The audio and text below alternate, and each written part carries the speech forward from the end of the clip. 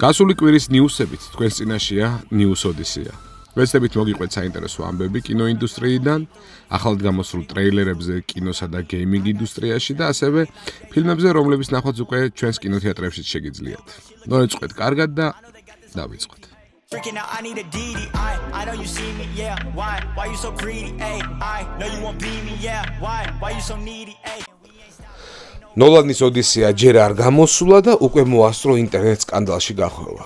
ჟურნალ Times-ის ინფორმაციით, პროექტის ირგვლივ კრიტიკის ტალღა აგორდა. რეჟისორი მეტისმეტად თანმიმდევრულად მიუდგა ისტორიულ ავთენტურობას, ესე ვთქვათ. ფორმალურად კრისტოფერ ნოლანი ცნობილია პრაქტიკული და ავთენტური გადაწყვეტილებების სიყვარულით. რეალური დეკორაციების შენებიდან დაწყებული, ნატურაში გადაღებები დამთავრებული, თუმცა ოდისეის შემთხვევაში, როგორც ჩანს, ამან საკმაოდ უცნაური შემოქმედებითი გადაცდომები გამოიწვია.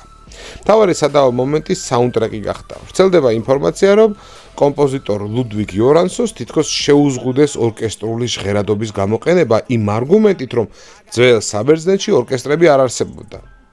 სადღაც ესეც იყო, თუმცა ამავდროულად პროექტში ჩართეს საყოველთაოდ ცნობილი რეპერი ტრევის სკოტი, რამაც აუდიტორიის ნაწილში ლოგიკური კითხვები გააჩნია. სად მთავრდება ისტორიულობა და სად იწყება სტილისტური არჩევანი, ესე ვთქვათ. თვითონ ნოლანი ამ ყველაფერს იმით ხსნის, რომ ჰომეროსის ეპოსი თავიდანვე ზეპირი პოეზია იყო, რაც იმას ნიშნავს, რომ ის უფრო ახლოსაა თანამედროვე რეპ ტრადიციასთან, ვიდრე კლასიკურ სიმფონიურ ფორმასთან. თუმცა მაყურებელმა უკვე მოასწრო სხვადასხვა ანახრონიზმების, ესე ვთქვათ, შემჩნევა, თანამედროვე სიტყვიერი ჩანართები დიალოგში და სიტყვებით დაწყებული ვიზუალური ელემენტებით დამთავრებული, რომლებიც უფრო გვიანდელ ეპოქას ეკუთვნის და არა ბრინჯაოს ხანას.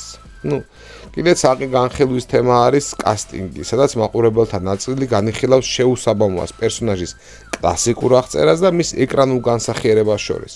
შეგახსენეთ, ელენეს ფილმში შავკანიანი მსახიობი ლუპიტა ნიანგო ითამაშებს. ამასთან პრეტენზიები, რა თქმა უნდა, არა სამსახიობო ოსტატობასთან, იმიტომ რომ ოსკაროსანი გახლავთ აღნიშნული მსახიობი, არამედ სწორედ მიდგომაზე არის და ამ ავთენტურობის დაკარგვაზე. აქილევს ვინ თამაშობს, მაგას მოდით გარკვეული მიზეზის გამო საერთოდ არ შევეხვევი. საბოლოოდ, ფილმის ირგვლივ ჩამოყალიბდა ჰოლივუდის პროექტებისთვის დამახასიათებელი რაღაც კლასიკური პარადოქსები. რაც უფრო ხმამაღლა აცხადებენ ავთენტურობისკენ სწრაფას, მით უფრო მეტად იწყებენ აი მაყურებლების რაღაცებში მოტყუებას, გაუგება რაღაც სცენების დადგმა და სანამ ფილმი წარმოებაშია, მთავარი სიუჟეტი როგორც ჩანს, არა ეკრანზე, არამედ მის გარშემო არსებულ განხილვებში ვითარდება. სადაც ყოველი ახალი დეტალი მხოლოდ აძლიერებს კითხვებს. ეს მართლაც ისტორიული რეკონსტრუქციაა თუ ავტორისეული ინტერპრეტაცია, რომელიც ავთენტურობას უბრალოდ მარკეტინგულ სვლად იყენებს. აბა, არ ვიცი, თქვენ თუ ნახეთ აღნიშნული ტრეილერი და რას ფიქრობთ, დაგვიწერეთ კომენტარებში.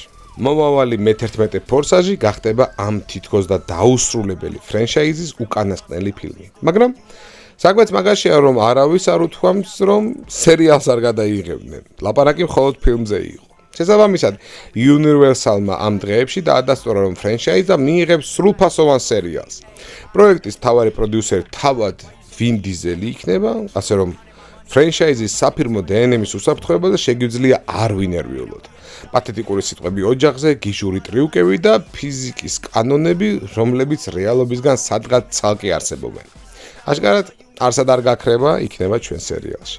სერიალის სიუჟეტის დეტალები ჯერჯერობით საიდუმლოდ ინახება. უცნობია გახდება თუ არა ის ძირითადი საგის გაგრძელება, პრიკველი თუ სპინ-ოფი ახალი გმირებით. თუმცა თავად ფორმატი სერიალის სრულიად ლოგიკურ განვითარებად გამოიყურება. განსაკუთრებით იმის ფონზე თუ როგორ აქტიურად გადადიან თანამედროვე კინოფრენჩაიზების სტრიმინგ პლატფორმებზე. ამასთან სერიალმა შესაძლოა ხელიც კი შეუწყოს ფორსაჟის ავტორებს მეტი დრო ექნებათ პერსონაჟის შიდა კონფლიქტებისა და იმ კრიმინალური სამყაროს გასახსნელად, რომელმაც ფილმი რეალურად შეაყვარა ხალხს რა და სანამ გადავიდო და დროს დაუთმობდა ცათამბჯენებს შორის ავტომობილების ფრენას და პლანეტების გადარჩენას.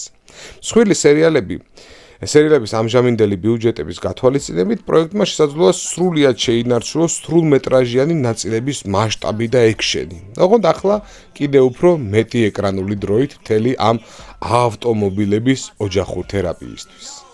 DC-ის კომიქსების მიხედვით ერთ-ერთი ყველაზე მოსალოდნელი პროექტი როგორც იქნა მკვდარი წერტილიდან დაიძრა. მეტრიუსმა სოციალურ ქსელში გამოაქვეყნა პოსტი იმის შესახებ, რომ შეხვდა ძველ მეგობარს, რასაც თან დაურთო ბეტმენის გამოსახულება. ფადებმა ეს მაშინვე აღიქვეს როგორც რობერტ პატისონის მონაწილეობით ბეტმენი 2-ის გადაღებების სტარტი. ფორმალურად სტუდიას ჯერ არ გაუკეთებია ცალკე განცხადება ამის შესახებ, მაგრამ შიდა მონაცემებით სიკველის წარმოება მართლაც უნდა დაწყებულიყო მაისის მეორე ნახევარში.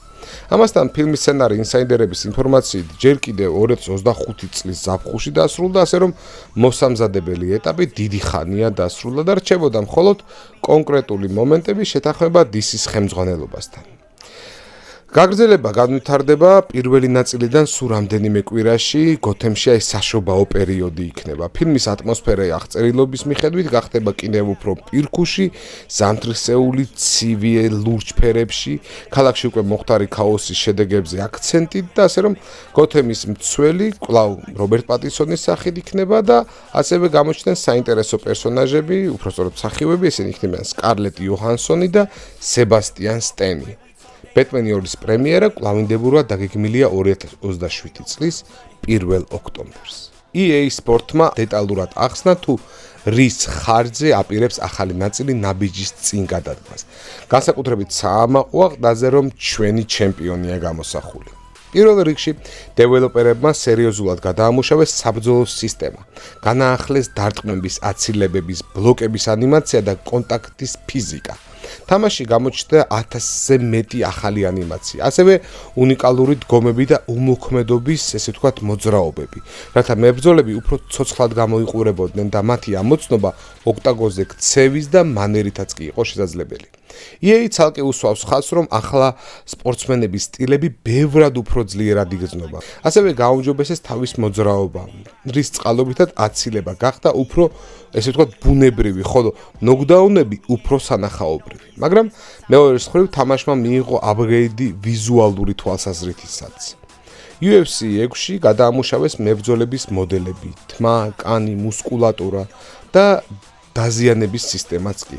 ავტორების თქმით, CPN ტექნოლოგიამ რეალურად სპორტსმენებთან კიდევ უფრო მეტი მსგავსება მოიტანა, შესაძლებლობები მისცა იმის, რომ ეხლა ერთ-ერთი ახალი მექანიზმი ნაკადის მდგომარეობა, ესე ვთქვათ, state of flow დროებითი გაძლიერება, დაახლოებით ესე იქნება ალბათ აზრობრივად, რომელიც დამოკიდებულია ბრძოლის სტილსა და ორთაბრძოლის დროს მოთამაშის წარმატებულ ქმედებებზე. ამავდროულად გადაამუშავეს პერკების სისტემა და ის უფრო დაახლოვეს რეალურ MMA სტრატეგიებთან.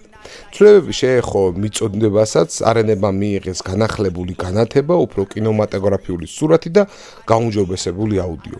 ხალხი ახლა საგრძნობლად უფრო ცოცხლად რეაგირებს, ხოლო ბრიუს ბაფერის გამოცხადებები კიდევ უფრო ატმოსფერული იქნება. PC-სა და Xbox Series-ზე შედგა Forza Horizon 6-ის რელიზი. მე-6 ნაწილში მოქმედება ვითარდება იაპონიაში. პირველად Horizon-ის ფესტივალი იმართება ტოკიოს ქუჩებში, მთის სერპანტინებს, სოფლის გზებსა და სანაპიროს ტრასებს შორის. Playground Games-ი ამ რუკას სერიის ისტორიაში ყველაზე დიდსა და დეტალიზებულს უწოდებს. ზარზე მოთამაშეებისთვის ხელმისაწვდომია 550-ზე მეტი ავტომობილი, ხოლო სიახლეებიდან გადაამუშავეს პროგრესის სისტემა, მეტი აქცენტი სამყაროს კვლევაზე და ახალ მანქანების, ასე ვთქვათ, car meeting-ზე შეხვედრაზე, რომელიც შთაგონებულია რეალური იაპონური ავტოკომუნებით. პრესის პირველივე მიმოხილვებით თამაშზე ძალიან პოზიტიური აღმოჩნდა. კრიტიკოსები განსაკუთრებით აქებენ იაპონურ ავტოსპორტის ატმოსფეროს, ღია სამყაროს მასშტაბსა და ვიზუალს. ამასთანავე ზოგიერთი აღნიშნავს, რომ Forza Horizon 6 უფრო მეტად ავითარებს სერიის წარსული ნაწილების იდეებს, ვიდრე კარდინალურად ცვლის მათ. რაც ჩემი აზრით სრულიადაც არ არის მინუსი. თამაში ასევე დაანონსებულია PlayStation 5-ისთვის, ის გამოვა მოგვიანებით ამ წელს.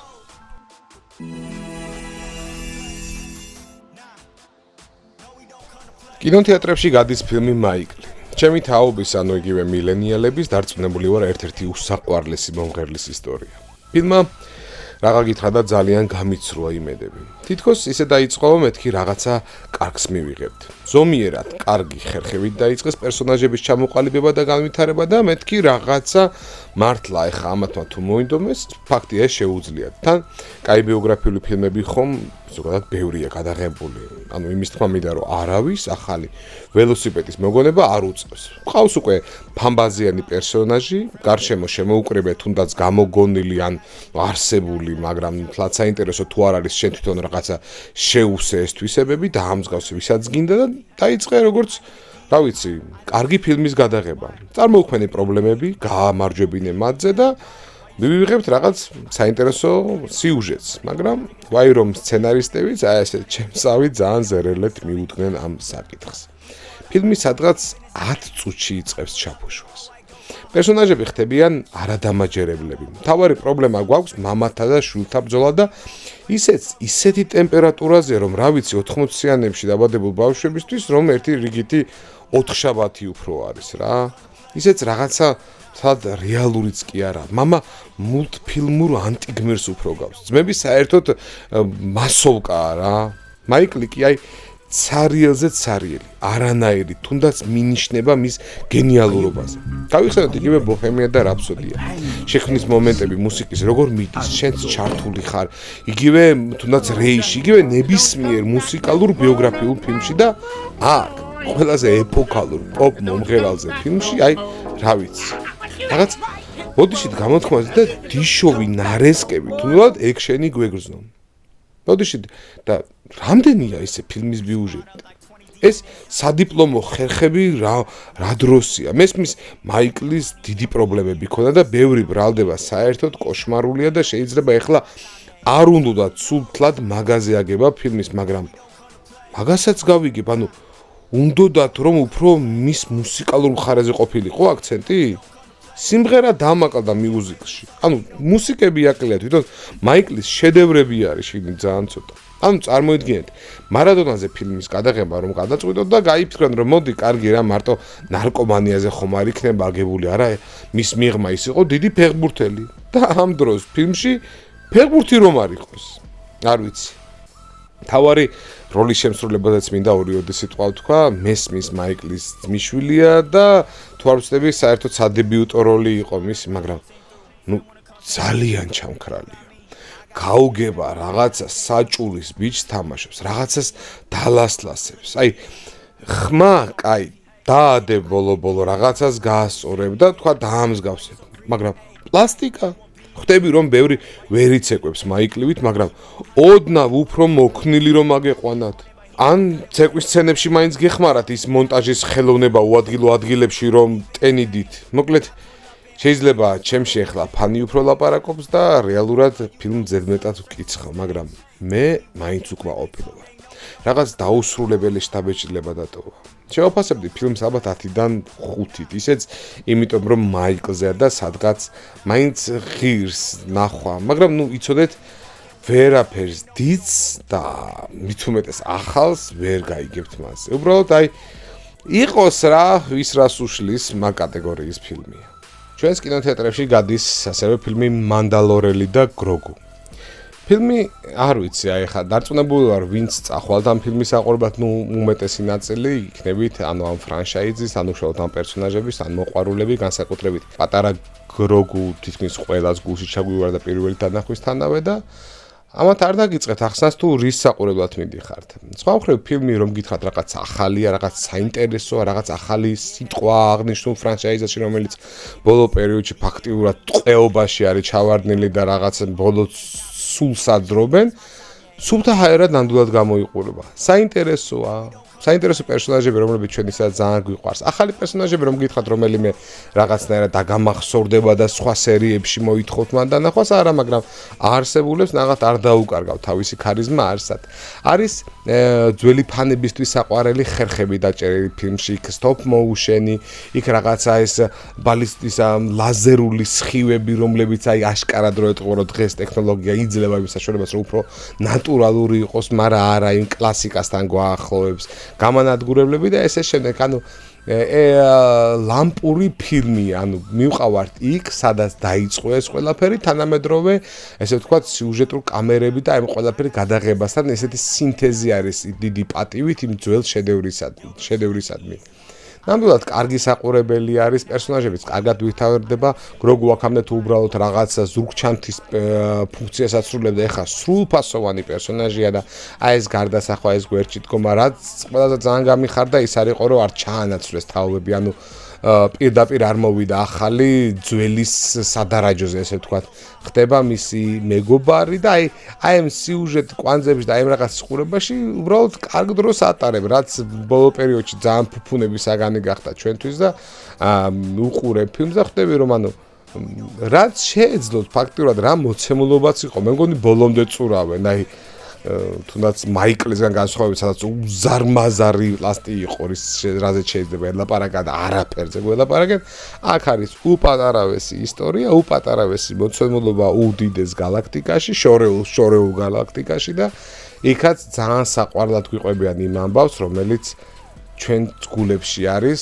გარკვეული ტრილოგიიდან, ზოგი რომელი ტრილოგიის მერი გახდა გულშემატკივარი, ან ყოველ შემთხვევაში კეთილგანწყობილი ამ სამყაროსადმი ზოგი რის მერე, მაგრამ მანდალორელი და გროგუ დარწმუნებულად ყველას გულში იქნება.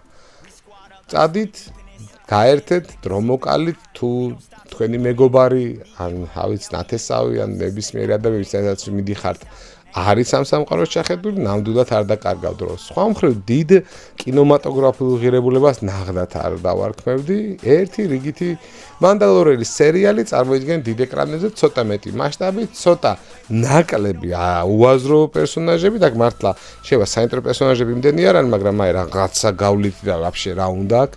ეგეთები საერთოდ არ არის. წაბრძანდით უყურეთ. 7-დან 10, ჩემი აზრით შეფასება იქნება იდეალური აღნიშნული ფილმისთვის. დღეს ამით დავასრულოთ. თუ მოგეწონათ ვიდეო და გვალაიქეთ, თუ ზოგადად კონტენტი არ დაგავიწყდეთ გამოწერა, რათა არ გამოგჩეთ შემდეგი ვიდეოები და აბა მომავალ ვიდეობამდე. კარგად.